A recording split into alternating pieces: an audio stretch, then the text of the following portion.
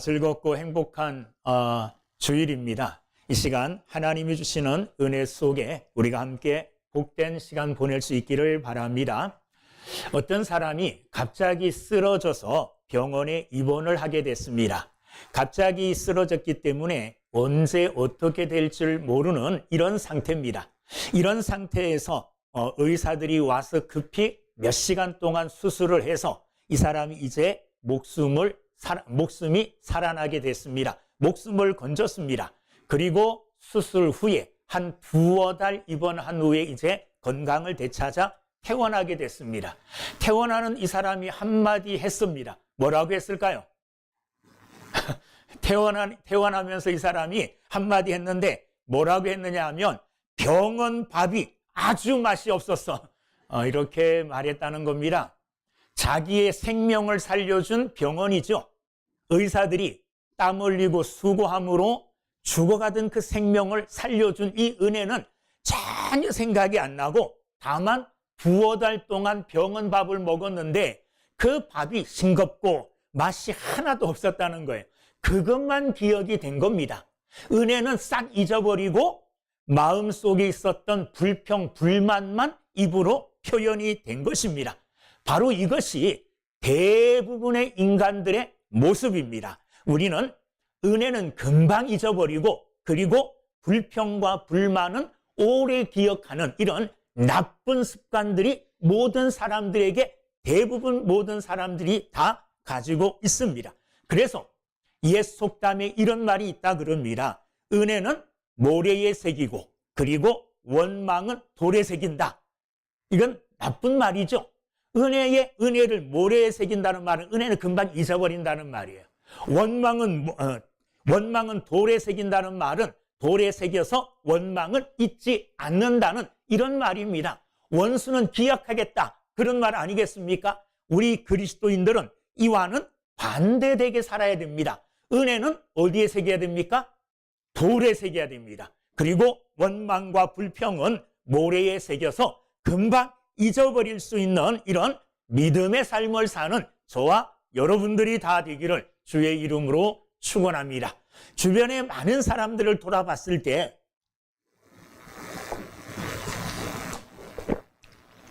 사실 이 말은 우리가 실제적으로 경험되는 말입니다.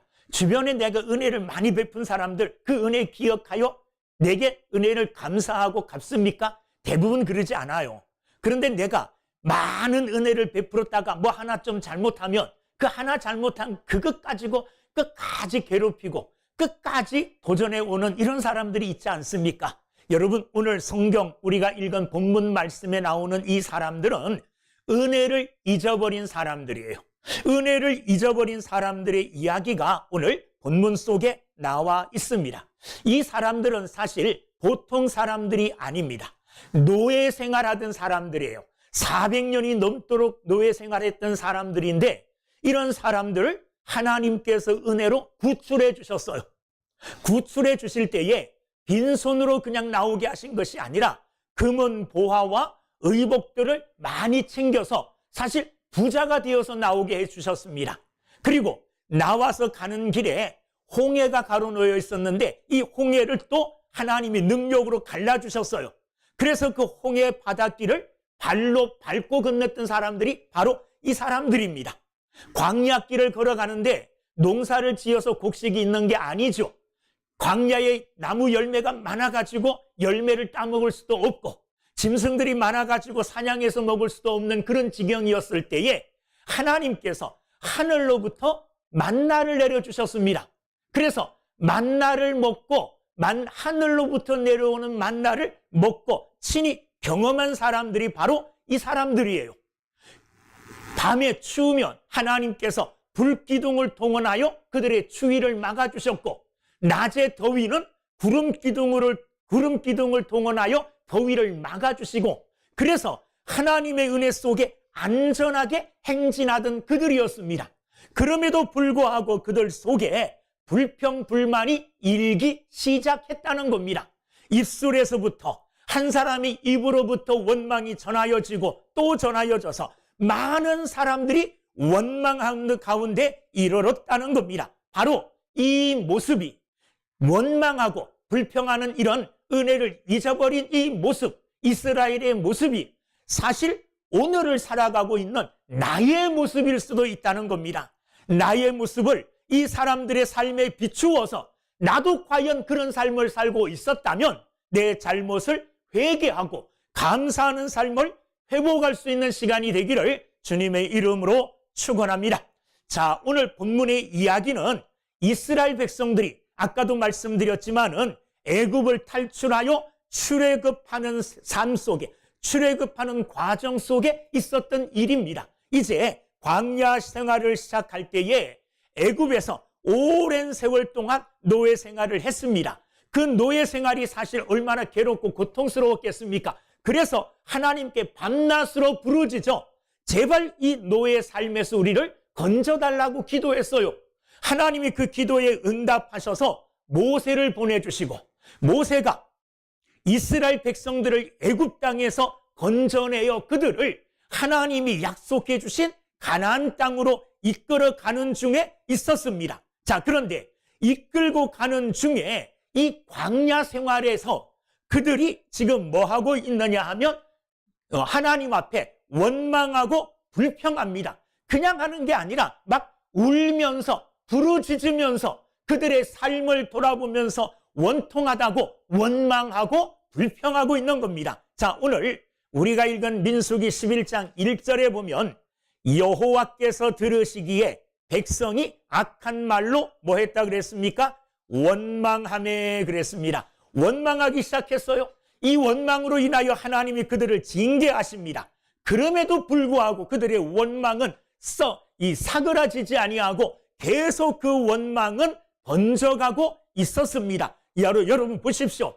하나님이 그들을 애굽에서 건져주시고 노예 생활에서 건져주셨어요. 그리고 그냥 하나님이 건져주신 게 아니라 그들이 부르짖어서 하나님 못 살겠습니다. 제발 건져주세요. 이렇게 하나님께 기도함으로 기도에 대한 응답으로 그들을 애굽의 노예 생활에서부터 건져주셨다는 겁니다. 그럼에도 불구하고 4절에 보면 그들 중에 섞여 사는 다른 인족들이 탐욕을 품음에 이스라엘 자손도 다시 울며 이르되, 막 울면서 울부짖으면서 불평하고 원망했다는 겁니다. 그러면서 5절 말씀에 우리가 애굽에 있을 때에는 값없이 생선과 오이와 참외와 부추와 파와 마늘들을 먹은 것이 생각나거늘 애굽에 있을 때 우리가 이러이러했는데 하면서 애굽 생활과 지금 광야의 생활을 비교하면서 뭐 하고 있습니까? 원망하고 있다는 겁니다. 여러분, 이 원망은 하나님이 주시는 마음이 아닙니다. 지금 이스라엘 백성들이 자신의 형편과 처지를 정확하게 알게 되어진다면 원망 대신 뭐 해야 되느냐? 감사해야 됩니다. 원망 대신 하나님께 영광을 돌려야 됩니다. 그럼에도 불구하고 이스라엘 백성들은 감사하지 아니하고 원망하고 있다는 겁니다. 이것은 인간의 도리가 아니고 하나님을 믿고 믿는 신앙인들의 도리가 아니라는 겁니다. 믿는 사람들은 가장 먼저 하나님이 내게 베풀어 주신 은혜에 대하여 감사하는 마음을 가지고 살아가는 사람들이 믿는 그리스도인들입니다. 오늘도 우리가 주님 앞에 나와 예배할 때에 어떤 마음으로 나왔습니까? 감사하는 마음으로 나왔잖아요. 우리가 예배드리는 이유는 하나님 아버지 나를 죄악에서 건져주세요, 건져달라고 예배드리러 나온 게 아니라 이미 건져주신 거에 대하여, 이미 내게 은혜를 베풀어 주신 거에 대하여 감사하는 마음으로 나와 예배하는 겁니다. 그러므로 예배하러 나오는 모든 사람들의 마음은 감사로 충만해야 될 줄로 믿습니다. 이게 바른 믿음의 사람들의 모습인데, 지금 이스라엘 백성들, 하나님의 백성들이라고 하는 그들이 하나님 앞에 감사하지는 못할지언정 도리어 원망하고 있는 이 모습은 바람직하지 못한 모습이라는 겁니다. 자, 그들이 왜 이렇게 감사해야 됨에도 불구하고 감사하지 아니하고 불평불만을 했는가? 그 원인을 오늘 본문 말씀을 통해서 찾아보고 우리도 이런 것들 때문에 혹시 감사하지 못하고 원망하고 있는 것 아닌가? 은혜를 잊어버린 것 아닌가? 우리 자신을 돌아볼 수 있는 믿음의 시간이 되기를 주의 이름으로 축원합니다. 첫째, 4절 말씀을 우리가 한번 읽어보겠습니다. 4절 시작. 그들 중에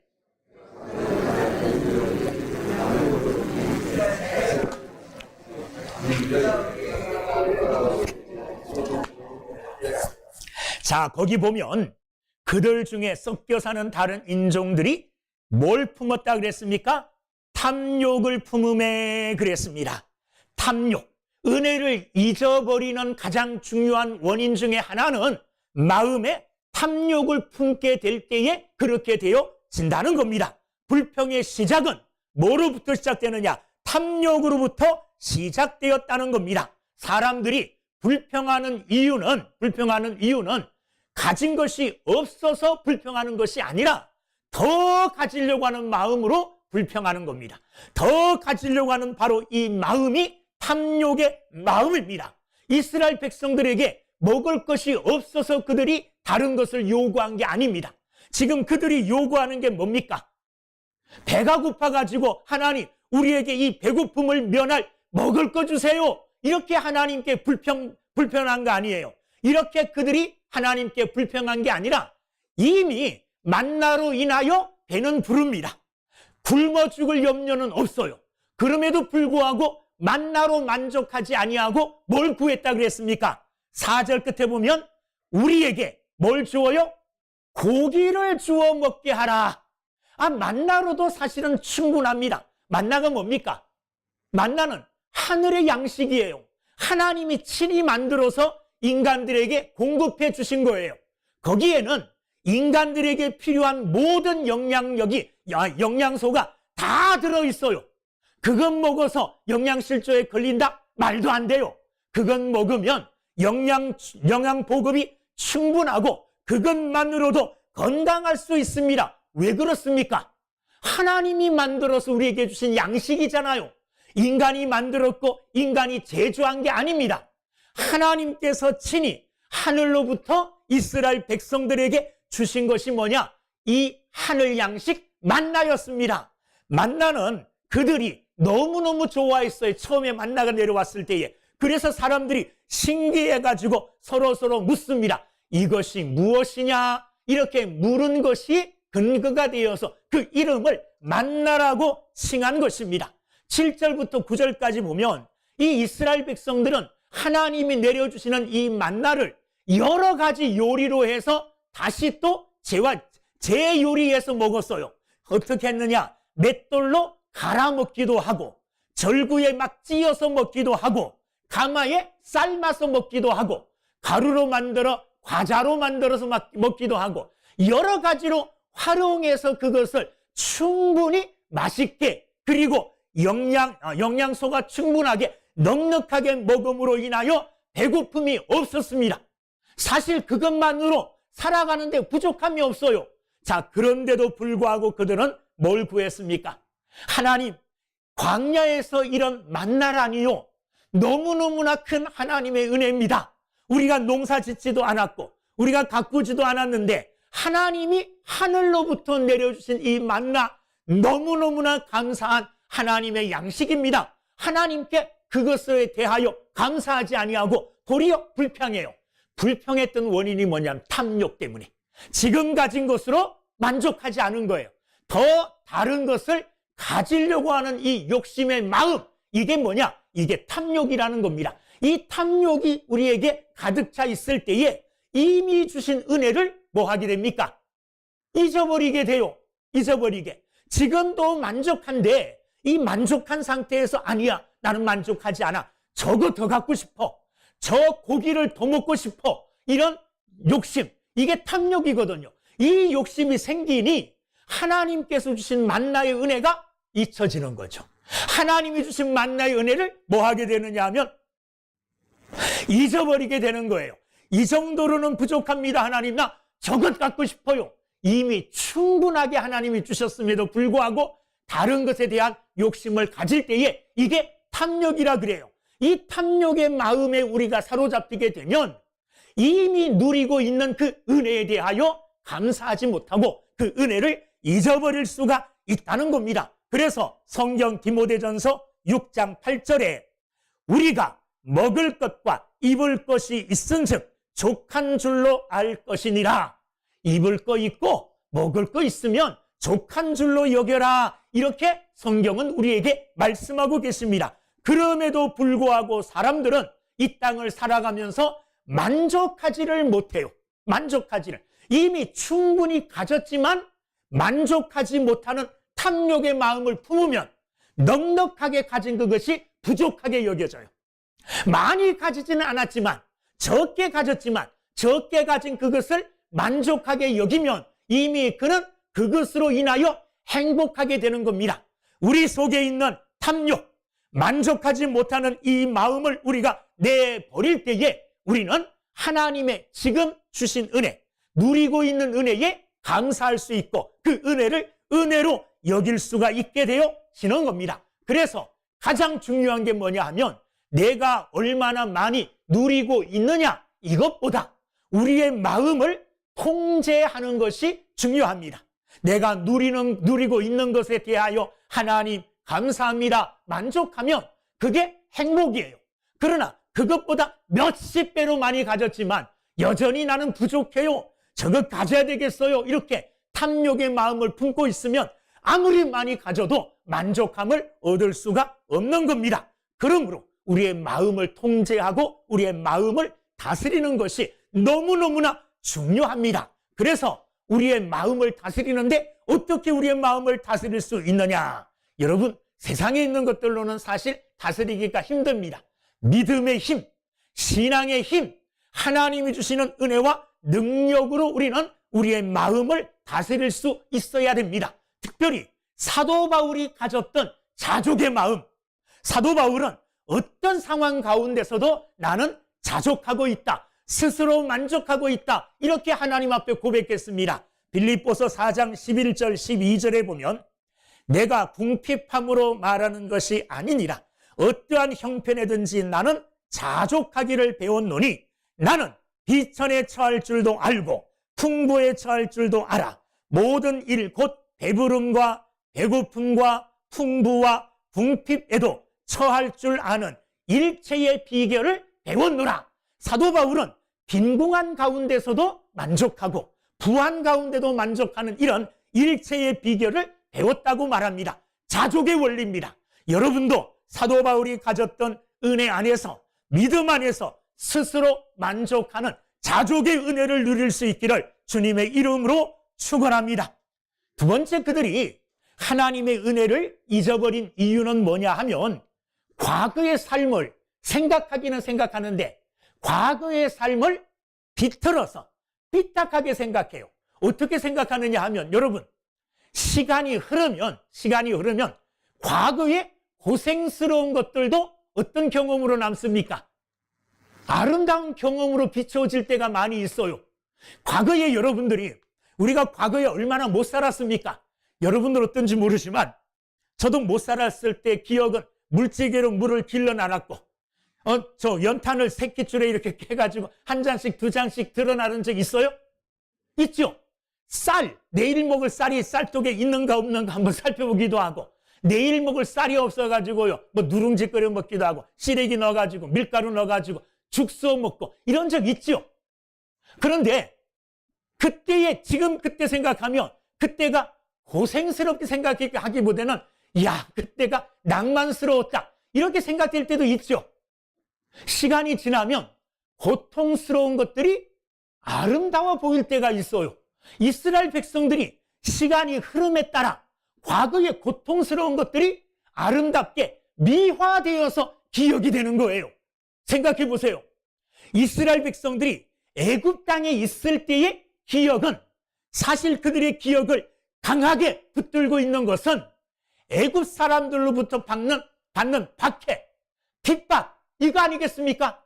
노예 생활로 벽돌을 찍어내야 되고 집도 주지 않는데 벽돌을 찍어내서 성벽을 쌓아야 되고 이렇게 고통스럽게 살았던 것, 그렇죠? 아이를 낳게 되면, 남자를 낳게 되면 어떻게 해요? 죽여야 되잖아요. 이런 고통스러움과 정말 핍박과 억압, 사실 애굽에서의 삶을 생각하면 그게 강하게 기억돼야 되죠. 그래서 애굽의 노예의 생활은 정말 몸서리칠 정도로 괴롭고 힘든 일이었다, 이런 기억이 들어야 되는데, 지금 광야길을 걸어가면서 하나님의 은혜가 충만하게 비치고 은혜 속에 살아가다 보니까 과거에 고통당했던 그런 것들 중에서도 특별히 뭐가 기억났느냐? 뭐가 기억났다 그래요? 6절 말씀을, 아니 5절 말씀을 한번 보세요. 우리가 애굽에 있을 때에는 값없이 생선과 오이와 참외와 부추와 파와 마늘들을 먹은 것이 생각나거늘, 과거를 돌아보는데 과거에 정말로 기억해야 될 고통스러운 것들은 다 잊어버리고 그 고통 가운데 뭐 먹은 거요? 생선, 오이, 참외, 부추, 파, 마늘. 그런데 이 생선, 오이, 참외, 부추, 파, 마늘들을 어떻게 먹었대요? 값없이 먹었대요. 이게 값없이 먹은 겁니까? 그들이 아침 일찍부터 일어나서 중노동하고 성을 쌓고 벽돌을 찍어내고 노동의 결과로 겨우 받아먹은 게 그거예요. 여러분, 이런 예를 들어서 맞을지 모르겠지만은 북한에서 만약에 살던 사람이 탈출해서 남한에 왔어요. 남한에 와서 여러분 잘 사는 사람들도 있습니다. 남한에 와가지고요 성공적으로 사업을 해갖고 해서 몇백억의 재산을 소유한 이런 사람들도 있더라고요. 그런데 남한 사회에 잘 적응을 못해가지고 삶이 어려운 사람들도 있죠. 그런 사람들이 야, 남한은 왜 이렇게 살기 어렵고 힘들지? 북한에 있을 때가 더 좋았는데 그때는 공짜로 배급해 주는 거, 그거 생각하면서 그때가 좋았어, 이거 이해가 됩니까? 사실 이해가 잘 안 되잖아요. 이스라엘 백성들이 지금 그렇게 하고 있는 거예요. 시간이 지남에 따라 과거는 미화될 수가 있어요. 아름답게 여겨질 수가 있어요. 그리고 진짜로 기억해야 될 것은 기억하지 못하고 기억하지 말아야 될 것이 뒤틀려서 잘못 기억됨으로 인하여 하나님의 은혜를 잊어버리게 합니다. 오늘 우리도 그럴 수가 있어요. 여러분 지금 우리가 사는 것 보세요. 옛날에 저는 제가 사는 것이 옛날에 임금님보다 더 잘 사는 것 같아요. 옛날에 임금님 한번 행차하려면 어떻게 행차했습니까? 가마 타고 행차했잖아요. 말 타고 갔잖아요. 저는 뭐 타고 갈까요? 차 타고 갑니다. 가고. 임금보다 훨씬 잘 가죠. 임금님은 뭐 먹고 싶다 그러면 얘들아 뭐 만들어와, 한참 복잡해요. 근데 지금 우리는 뭐 먹고 싶다 그러면 이 내가 먹고 싶은 거 이거 어디서 팔지? 쭉쭉쭉쭉 검색해가지고 그 파는 식당에 가서 금방 먹을 수 있어요. 지금 우리가 살고 있는 게 사실 옛날에 임금님들이 살는 것보다 어떻게 보면 더 잘 사는 이런 삶을 산다고 해도 틀림이 없어요.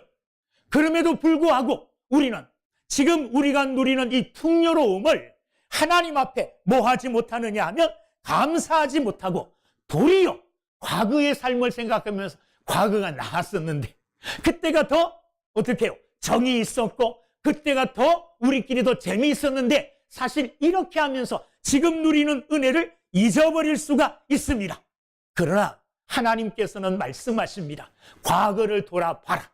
진짜로 적나라하게 있는 그대로 과거를 돌아볼 때에 오늘 우리가 누리고 있는 게 얼마나 큰 은혜인 줄을 알아요. 여러분 오늘 방에 불 떼기 위해서 걱정 안 하잖아요. 과거는 연탄 가지고 걱정했잖아요. 요즘 가스불 다 켜기만 하면 들어가잖아요.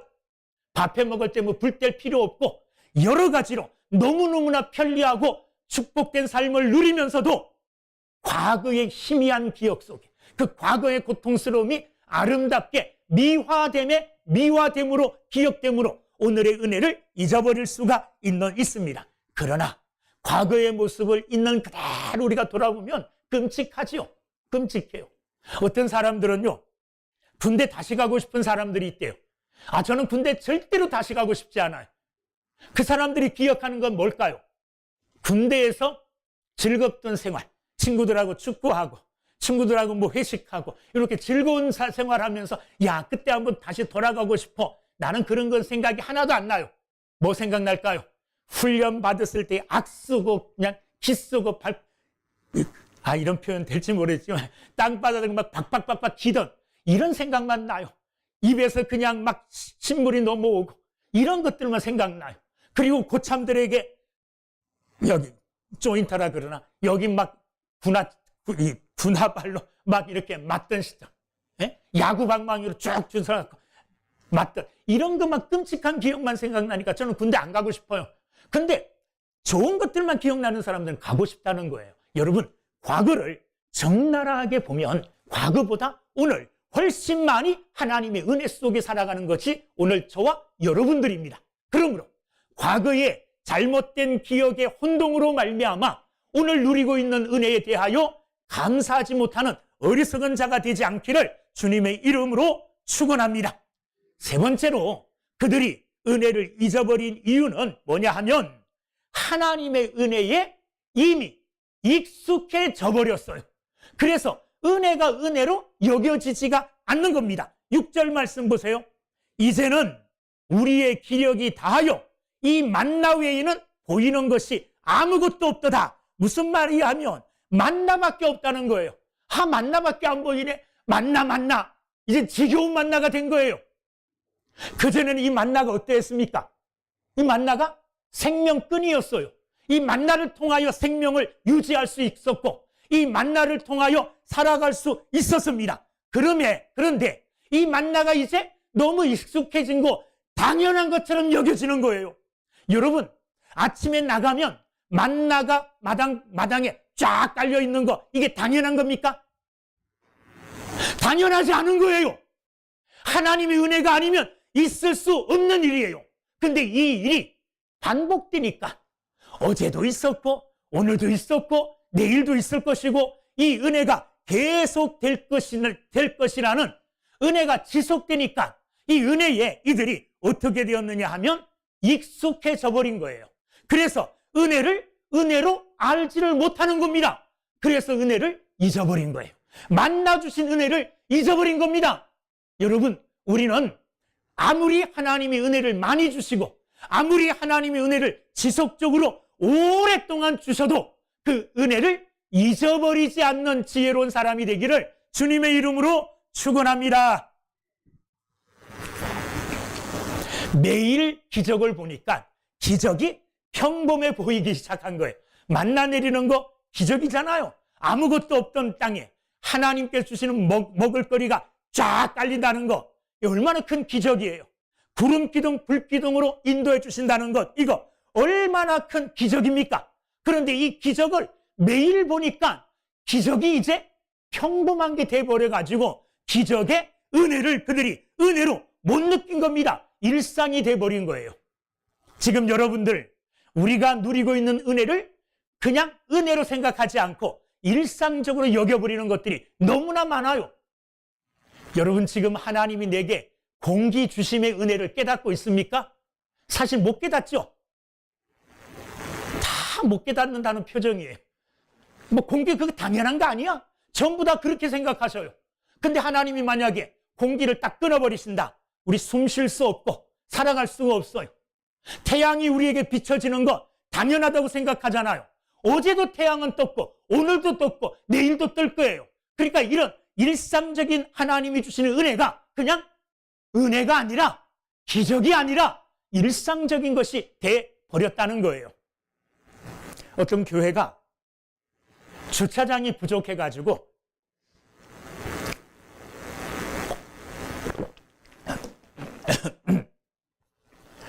주차장 때문에 좀 곤란을 겪고 있었습니다. 그런데 교회 옆에 넓은 공터가 있었어요. 그래서 교회에서 생각하기를 저 공터를 주차장으로 썼으면 좋겠다 이렇게 생각하는 중에 그 공터의 주인을 만나러 가서 좀 팔라 그랬는데 절대 안 판다는 거예요. 근데 얼마 후에 그 공터 주인한테 연락이 왔습니다. 그래서 공터를 팔 모양이다 하고 좋아서 갔더니 공터를 팔지는 않지만 교회가 주일날 주차장으로 그냥 쓰십시오. 할렐루야. 다 그냥 쓰십시오. 근데 조건이 하나 있습니다. 조건이 뭡니까? 1년 52주 중에 51주만 쓰시고 한 주는 쓰지 말아주세요. 한 주는 쓰면 안 됩니다. 이렇게 이야기했어요. 그랬더니 그래도 이게 얼마나 감지덕지합니까? 알았습니다 하고는 그 공터를 주차장으로 쓰기 시작했어요. 1년 썼어요. 2년 썼어요. 3년 썼어요. 너무너무 좋은 거예요. 그런데 이렇게 몇 년 쓰다 보니까 52주 다 쓰고 싶어요. 안 그렇겠습니까? 그래서 공터 주인에게 찾아가서 물었습니다. 주인님이라 그러냐? 좀 어쨌든 부르고 왜 52주 중에 51주만 쓰게 하고 한 주는 못 쓰게 합니까? 한 주마저도 좀 쓰게 해주시면 너무너무 좋겠습니다. 그랬더니 그 공터 주인이 뭐라고 말했을까요? 여보시오, 적어도 주인이 누군지는 알아야 될 것 아닙니까? 이렇게 얘기했더래요. 그게 무슨 말이냐? 52주를 그냥 아무 적이 없이 쭉 쓰면 그 공터의 주인이 누군 줄 모른다는 거예요. 그런데 1년 중에 한 주를 못 쓰게 되는 거예요. 야, 이거 왜 못 쓰는 거지? 이 공터의 주인이 누구지? 그 공터의 주인이 누군 줄을 알게 되고 51주를 쓰게 해준 그에 대한 은혜를 알게 되어진다는 말이에요. 늘 일상적으로 쓰면 우리는 그것의 은혜를 몰라요. 그러나 그 은혜가 그쳐질 때에 이 은혜 주시는 분이 하나님이시구나. 이것을 우리가 알게 될 때에는 그 은혜를 잊어버리지 않는 겁니다. 사랑하는 여러분들, 하나님께서 6일 동안 열심히 일하게 하셨죠. 그러나 일주일 중에 하루는 뭐 하게 하셨습니까? 쉬게 하셨잖아요. 쉬게 하신 하나님, 왜 일주일 중에 하루만 쉬게 하셨을까? 그냥 7일 동안 다 하시면 얼마나 좋을까? 여러분, 하나님이 6일 동안 열심히 일하게 하시고 한 주를 쉬게 하시는 분은, 쉬게 하시는 분, 안식의 주인이 하나님이시라는 것을 알게 하기 위하여 그렇게 하시는 거예요. 이와 같은 원리가 에덴 동산에도 적용이 되어집니다. 하나님은 에덴 동산에 사는 아담과 하와에게 에덴 동산에서 모든 것을 다 할 수 있게 해주셨어요. 그런데 하나만 하지 못하게 하셨어요. 그 하나가 뭡니까? 선악을 알게 하는 선악과는 따먹지 말라, 이렇게 말씀하셨어요. 왜 하나는 금하셨을까요?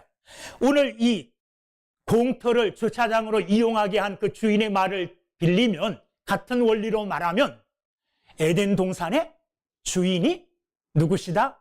하나님이시라는 걸 알게 하기 위하여 하나를 금하게 하신 것이 아닌가, 이렇게 생각하는 사람들도 있을 수 있다는 거예요. 여러분, 오늘 내가 숨 쉬고 오늘 내가 살아가는 데 있어서 필요한 그 모든 것들이 하나님이 주신 은혜입니다.